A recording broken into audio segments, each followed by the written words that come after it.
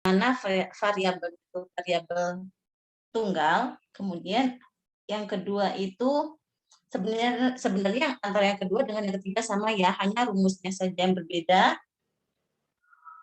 tentang frekuensi ganda yang dimana selnya itu berfrekuensi 10 atau lebih dari 10. Oke, di situ saya ingin bertanya tentang variabel tunggal dulu.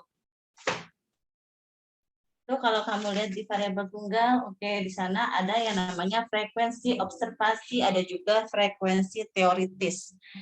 Kalau frekuensi observasi, ya pasti kalian sudah tahu ya, di daftarnya itu dari hasil yang kalian peroleh dari observasi, dari si sampel yang kalian teliti. Tapi bagaimana cara menentukan frekuensi teoritis? Di mana variabelnya itu merupakan variabel tunggal.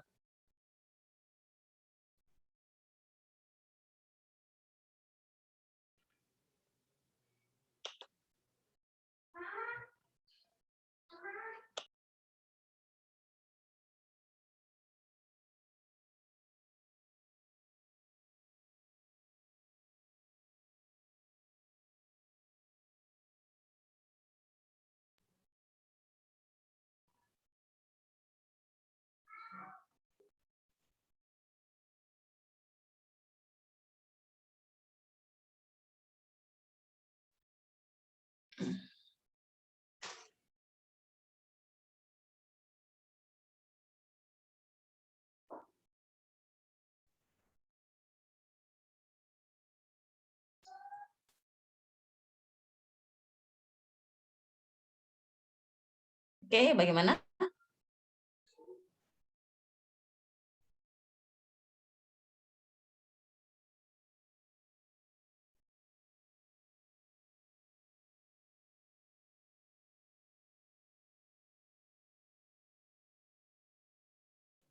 Kalau selain pemakala, jika tahu bisa menjawab, silahkan.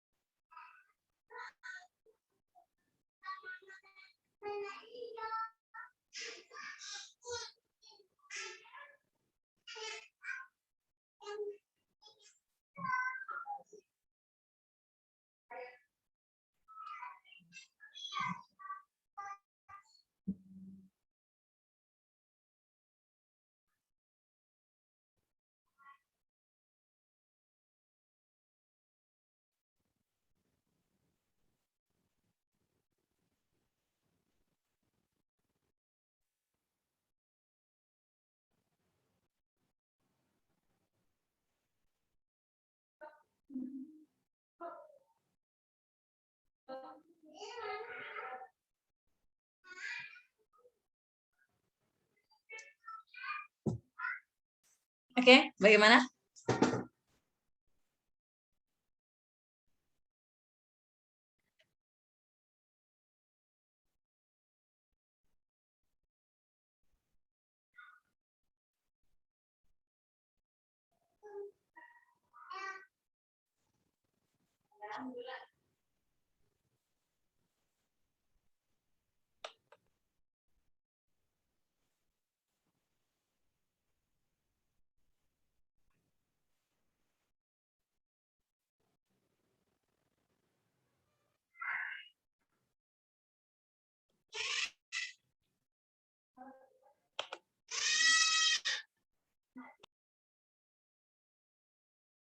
Maaf Ibu, tadi apa ya Bu pertanyaannya Bu?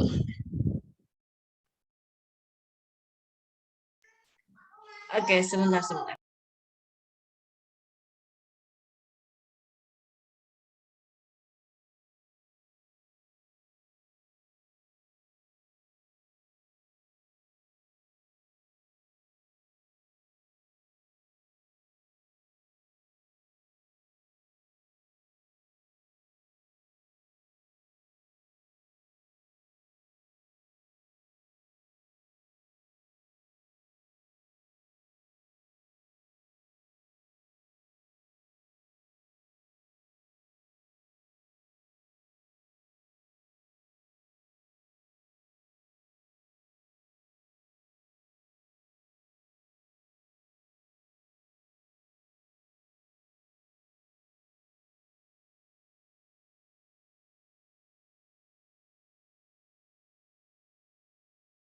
Oke, pertanyaan dari saya, kita kan membahas tentang tes T atau uji chi kuadrat atau chi square ya.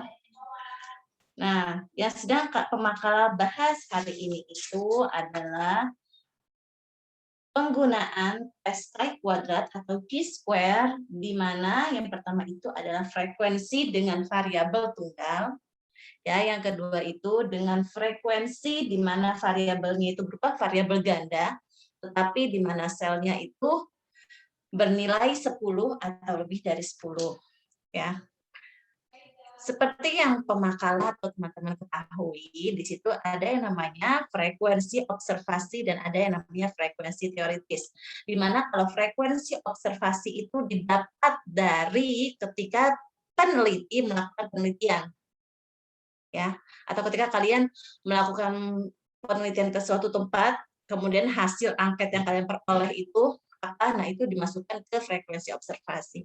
Yang ingin saya tanyakan, frekuensi teoritisnya itu didapatkan dari mana?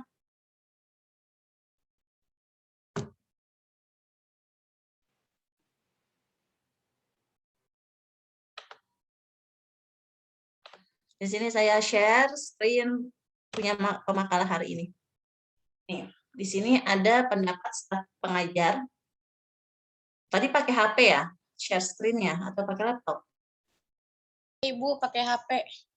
Oke, pantesan kecil banget.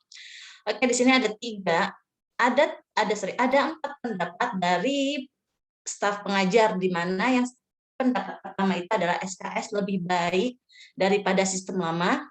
Pendapat B itu sistem lama lebih baik daripada SKS. Sistem C itu SKS dan sistem lama sama-sama baiknya. Dan D itu tidak mengemukakan pendapat. Kalau tidak mengemukakan pendapat, berarti dia tidak menjawab sama sekali. Nah, di sini frekuensi observasi atau frekuensi yang didapat dari hasil penelitian yang telah peneliti lakukan itu, untuk A itu berjumlah 46 sampel.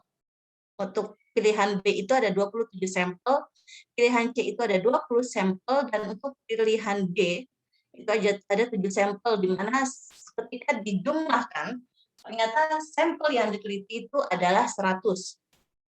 Nah, di sini yang ingin saya tanyakan, frekuensi teoritis didapatkannya dari mana? Kenapa hasil yang keluar itu adalah 25?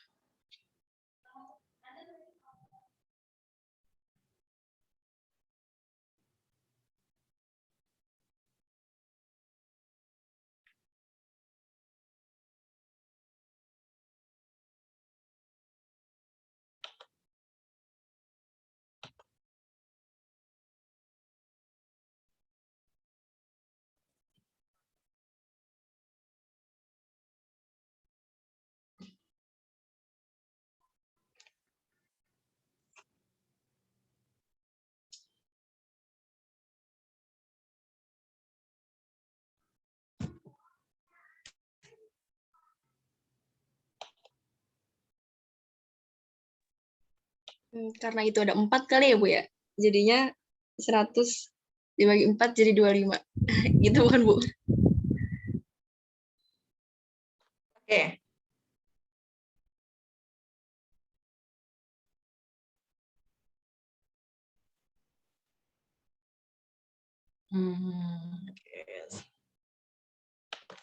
Oke, ini ya. Oke, jadi ya benar tadi 100 dibagi dengan jumlah banyaknya pertanyaan. Ya, di situ kan sampelnya itu ada 100 ya.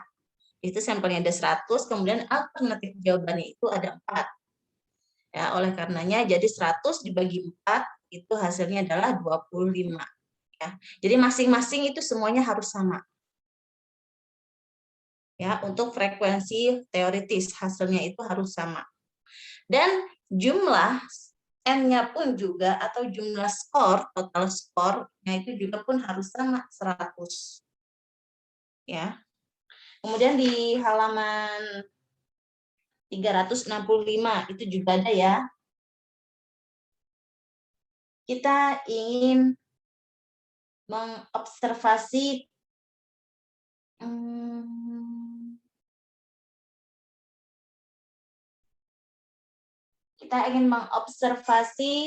240 orang tamatan SMPA tentang bimbingan tes Sipenmaru. Di situ ada 240 orang.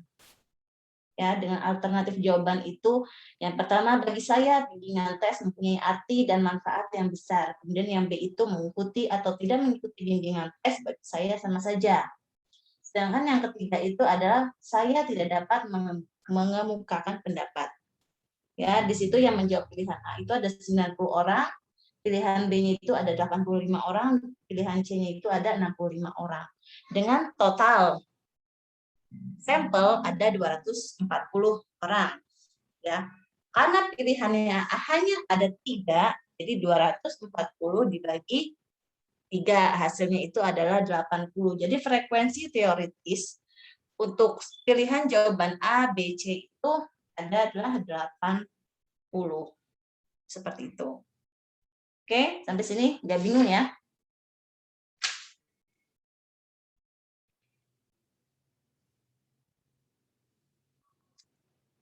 Ada yang masih bingung?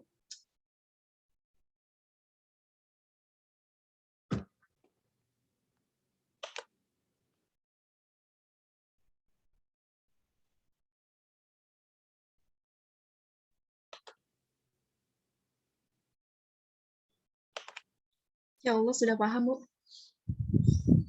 Oke. Ada yang ingin ditanyakan?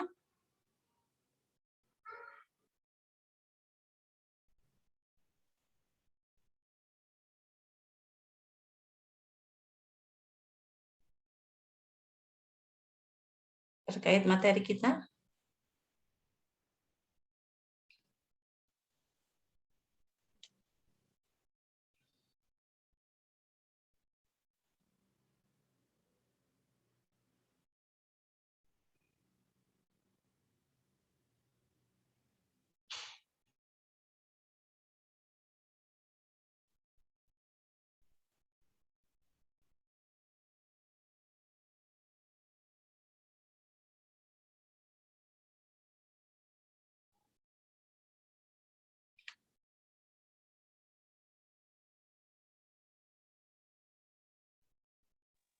Insya Allah nggak ada, Bu. Kalau nggak itu ya.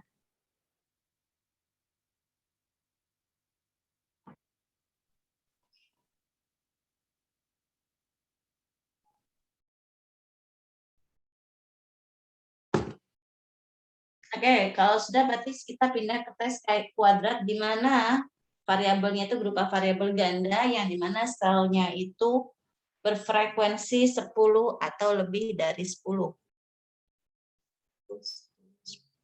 Tapi nanti untuk UTS-nya tetap ya nanti harus membuat yang namanya hipotesa dulu.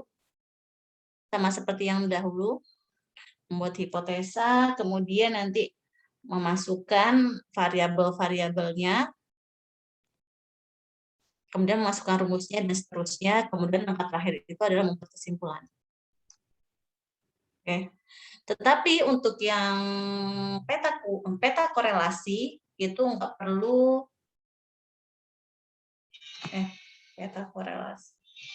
Ya, peta korelasi tetap ada hipotesanya, membuat hipotesa, kemudian nanti langsung masuk ke dalam peta korelasi. Jadi nanti ada di mana ada subjek, kemudian ada variabel X, variabel Y, kemudian nanti langsung membuat peta korelasi. Oke, kemudian nanti simpulkan apakah korelasi atau peta korelasi yang kamu gambarkan di situ merupakan korelasi positif atau korelasi negatif. Oke, itu tentang korelasi.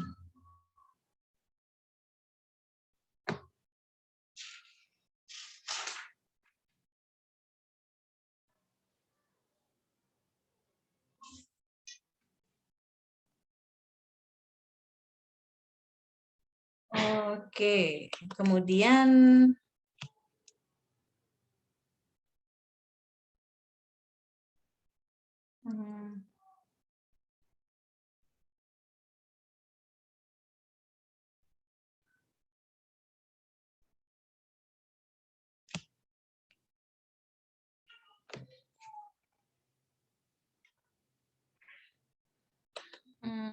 Oke, kemudian untuk frekuensi yang dimana selnya itu lebih dari 10, ini ya. Di sini kita ingin mengetahui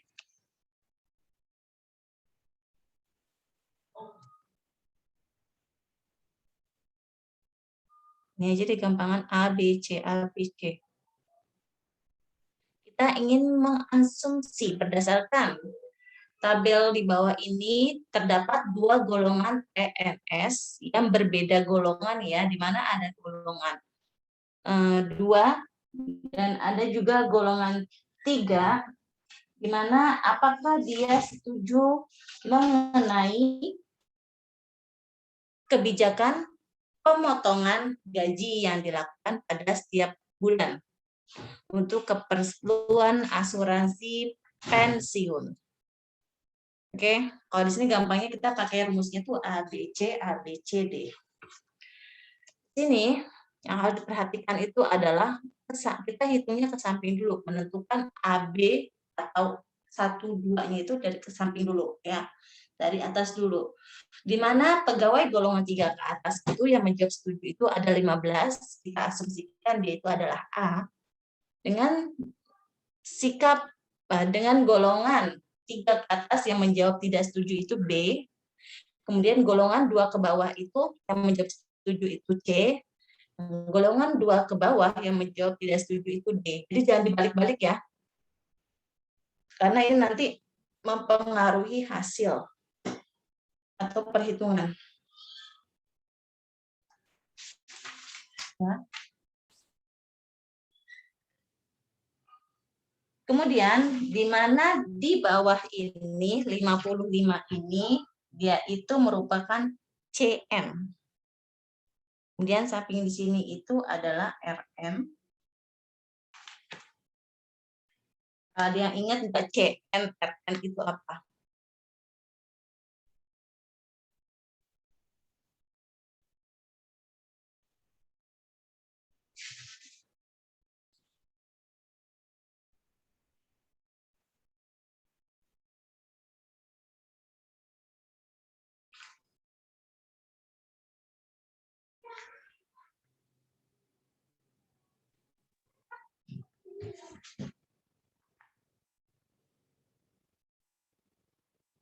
Ada yang masih ingat?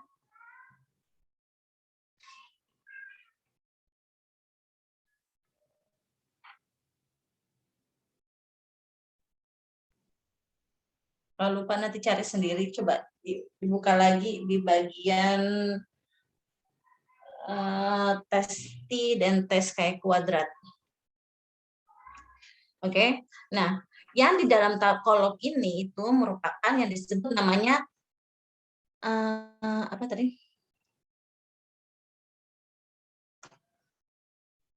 Yang di dalam tabel itu disebut dengan frekuensi observasi atau frekuensi teoritis yang di dalam tabel ini.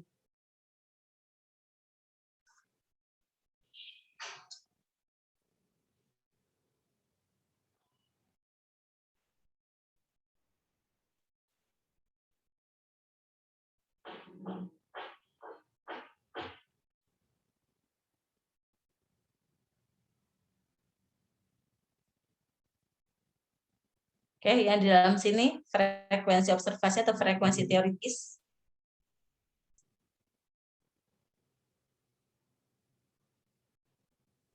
Observasi ya, Bu. Oke, frekuensi observasi karena frekuensi yang kalian temukan di lapangan. Nah, cara menentukan frekuensi teoritisnya bagaimana? Di halaman 371 sudah ada ya. Situ 371. Kalau kalian buka bukunya 55 dikali 30 dibagi 80. Itu cara mencari frekuensi teoritisnya. Itu hasilnya 20,625 ya. Kemudian yang B 15. 15 itu berada di CN 25, berarti 25 dikali 30 dibagi 80. Hasilnya 9,375. Yang C atau nomor 3 kita cari di sini ada 40. 40 itu berada di 55 CN-nya, berarti 55 dikali 50 dibagi 80. D-nya terakhir ini 10 itu berada di CN25, berarti 25 dikali 20 dibagi 80. Di situ sudah ada hasilnya. Dan total skor keseluruhan itu harus sama, yaitu 80. Oke, kalau tidak 80 bagaimana Bu? Oke, berarti perhitungannya ada yang salah. Itu yang perlu diketahui, oke? Jadi harus sama. Antara frekuensi observasi dengan frekuensi teoritis, N-nya itu atau skor akhir atau jumlah skor keseluruhan, jumlah skor akhirnya itu harus sama. Kalau frekuensi observasinya itu 25, maka frekuensi teoritisnya sama, harus 25. Ya. Kalau sudah frekuensi observasi dikurangi frekuensi teoritis. Nah, di situ plus minusnya pun harus ikut ditulis. Berapa di situ? 15 dikurangi 20,625. Hasilnya minus 5,625. Dan dihitung semuanya dan hasil akhirnya pun juga harus 0.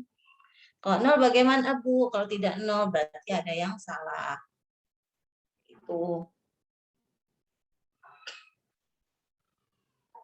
Kemudian di kolom berikutnya, di situ ada frekuensi observasi dikurangi frekuensi teoritis yang dikuadratkan. Berarti min 5,625 dikuadratkan. Hasilnya itu adalah 31,640. Ini kebanyakan ini sebenarnya di belakang angka. Di belakang koma itu angka desimalnya terlalu banyak. Saya biasanya itu paling maksimal itu adalah 3 angka di belakang koma. Tuh. Kalau nggak 3 angka di belakang koma, 2 angka di belakang koma. Ya ini terlalu banyak.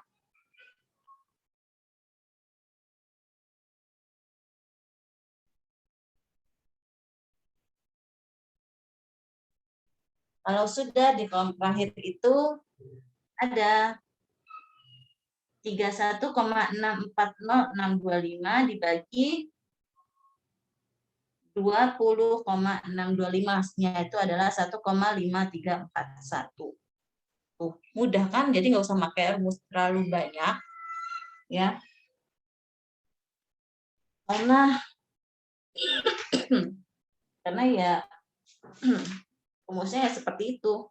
Dan itu ada dua rumus sebenarnya, ada 2 macam cara menghitung. Ya.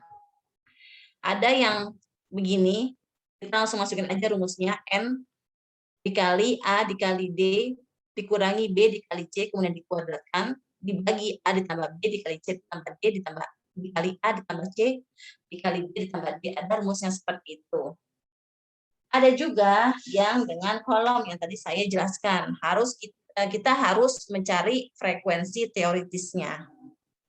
Nanti terserah kalian mau menggunakan rumus yang mana. Seperti itu.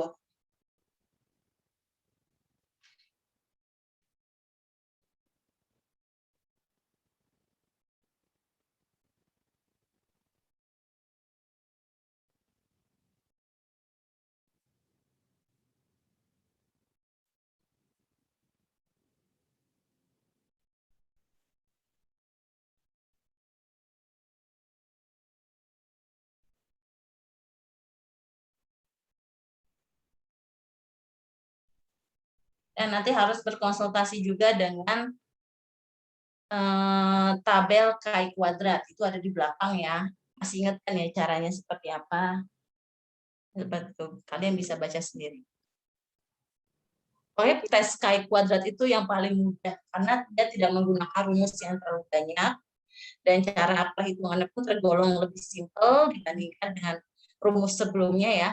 Kalau tes T itu kan rumusnya sangat banyak sekali, berapa kali perhitungan gitu. Kalau untuk tes Chi kuadrat cuma 1 rumus. Kalau untuk yang ini ya, untuk selnya itu lebih dari 10 atau selnya itu 10, ya tinggal masukin tabel aja atau rumusnya cukup itu aja. A, B, C, D, seperti itu.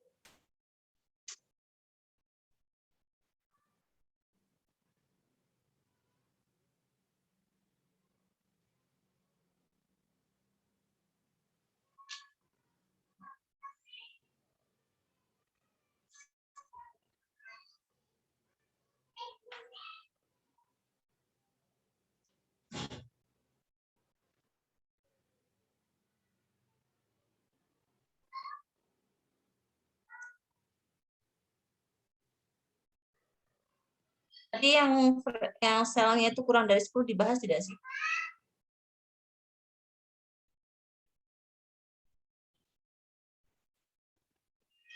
Oke, yang terakhir ini ya, selnya kurang dari 10.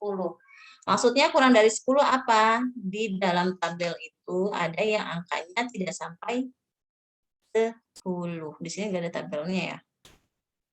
Oke, kalian bisa lihat sendiri di situ ya, di halaman 373.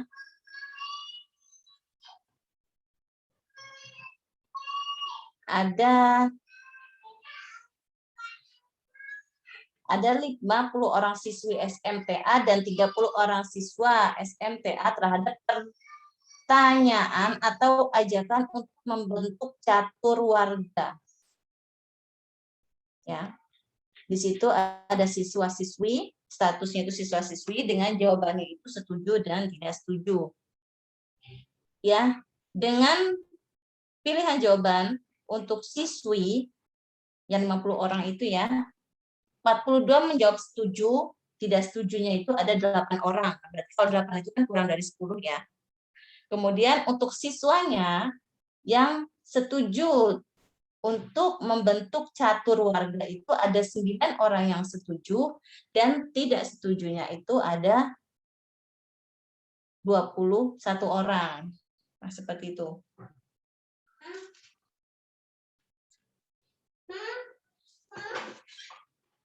Rumusnya bagaimana? Rumusnya agak berbeda sedikit dengan rumus untuk di mana selnya itu berfrekuensi, selnya itu lebih dari 10.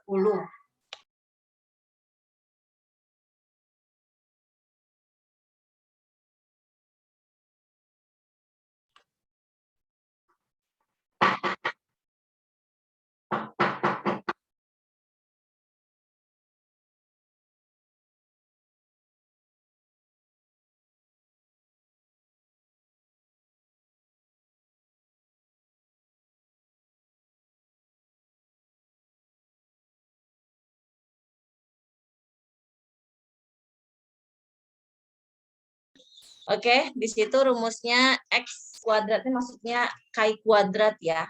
X besar di situ K kuadrat, bukan variabel X, beda. K kuadrat itu lambangnya itu X. X kuadrat, K kuadrat.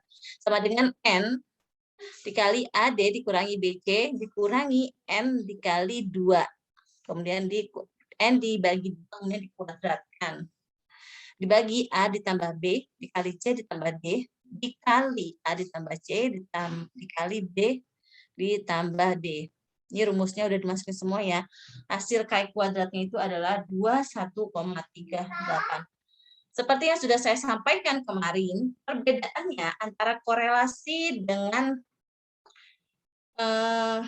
sekarang kita tuh membahas tentang komparasional itu, kalau untuk komparasional, hasil akhirnya itu bukan lagi 0, biasanya lebih dari 0, maka di sini hasilnya itu adalah 21,37. Dan itu nggak masalah, itu nggak salah. Kalau korelasi, kemarin kita membahas itu maksimal, dia kurang lebih adalah 1,00. Kalau lebih dari 1,00, hasilnya itu adalah salah. Tapi kalau untuk komparasi atau komparasional, yaitu hasil akhirnya itu adalah lebih dari 0. Ya. Di sini hasil akhirnya adalah 21,37. Kalau sudah ketemu hasil akhirnya, bagaimana? Langkah berikutnya adalah kita berkoordinasi dengan KAI tabel.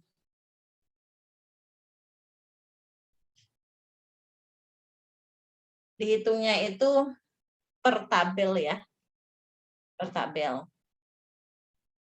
Jadi karena di situ tabelnya adalah ukuran 2x2, ya kalau kamu buka bukunya itu ukuran tabelnya itu adalah 2x2. Berarti 2 dikurangi 1 dan 2 dikurangi 1. Jadi 4 dikurangi 2, anggapan gitu ya. 2 dikurangi 1 dikali 2 dikurangi 1, berarti 1 dikali 1 hasilnya itu adalah 1. Ya, kalau 1 itu kita lihat taraf signifikansinya itu berapa? 5% itu taraf signifikasinya itu adalah 3,81, sedangkan taraf signifikasi itu persennya itu adalah 6,634.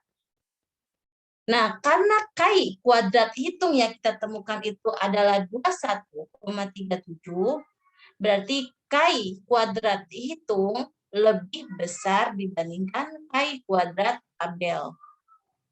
Karena Chi kuadrat hitung lebih besar daripada Chi kuadrat tabel, maka hipotesa yang diterima itu adalah hipotesa alternatif. Sedangkan hipotesa nihilnya itu kita tolak. Ya, itu jangan sampai salah juga loh ya. Jangan sampai kebalik-balik. Jadi kalau yang kita hitung itu lebih besar dibandingkan yang ada di tabel, maka hipotesa alternatifnya itu pasti diterima. Itu nanti masih kalian pakai itu sampai nanti penelitian. Ya. Kemudian kalau seandainya hasilnya itu adalah minus, berarti bagaimana? Berarti hasilnya itu adalah negatif. Ya. Tetap hipotesa alternatifnya diterima, tapi dia bersifat negatif.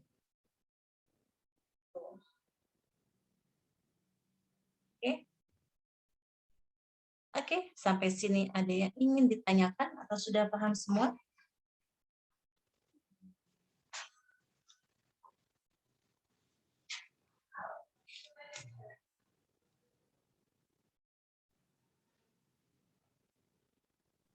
Bu, tadi gimana Bu? Jika yang kita hitung lebih besar, itu jadinya ditolak gitu ya Bu? Apanya yang ditolak? Itu yang tadi. Ya. Jadi gini, saya pakai bahasanya itu yang berbeda dengan yang ada di tulisan ya. Jadi jangan bingung. Jadi gini, jika yang kita hitung itu lebih besar dibandingkan dengan tabel, ya bisa itu nanti korelasi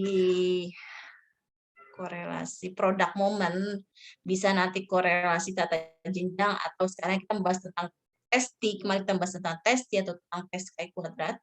Jika yang kita hitung itu lebih besar dibandingkan yang ada di tabel, contohnya ini ya, yang kita hitung itu hasilnya itu adalah 21,37, 21,37, kemudian di tabelnya itu adalah 3,841 dan 6,635, itu kan lebih besar ya, lebih besar yang kita hitung ya.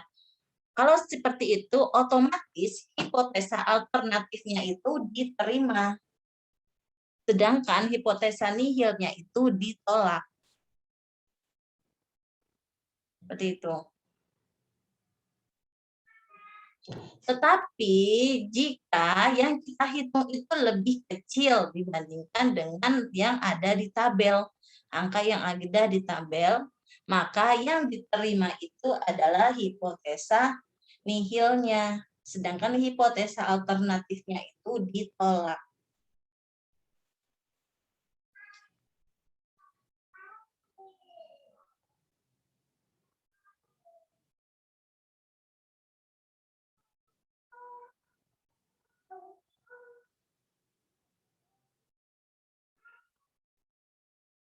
Nanti jangan sampai terbalik atau jangan sampai salah ketika kita membuat kesimpulan.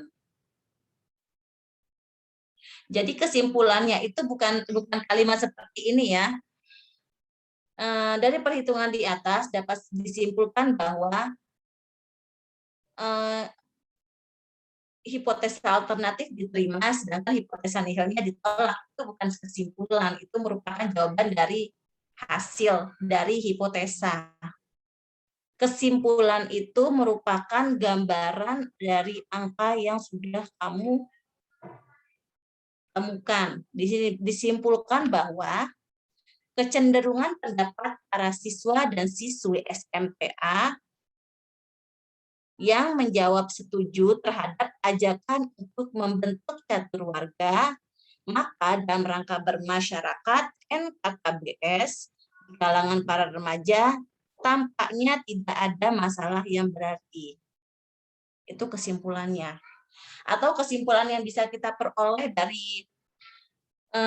dari hasil penelitian yang telah kita lakukan ini, dapat disimpulkan bahwa remaja baik dari kalangan siswa maupun siswi SMTA, mereka dominan atau mereka lebih banyak yang setuju terhadap atau kegiatan untuk membentuk catur warga yang diselenggarakan oleh NKKBS.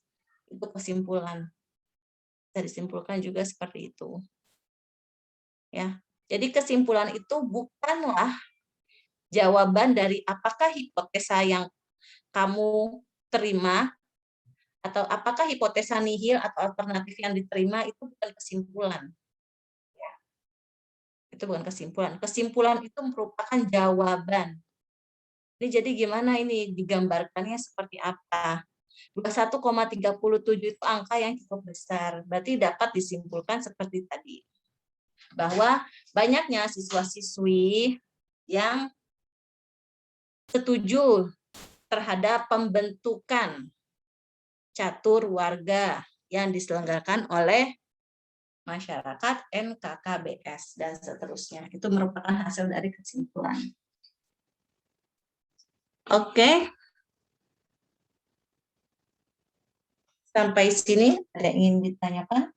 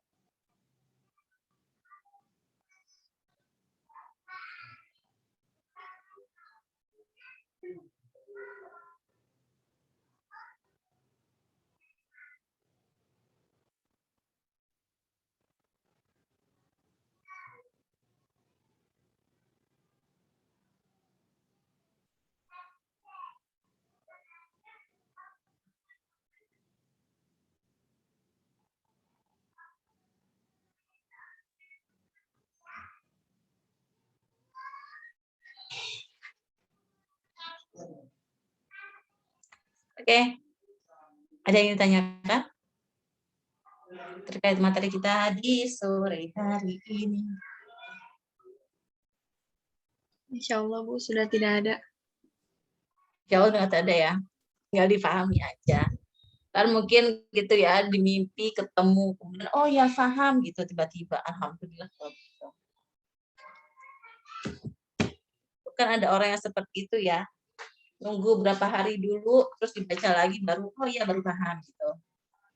Oke, kalau sudah cukup bisa ditutup oleh pemakalah, silakan. Tadi siapa yang membuka? Baik teman-teman, jikalau tidak ada yang bertanya, semoga ilmunya bermanfaat.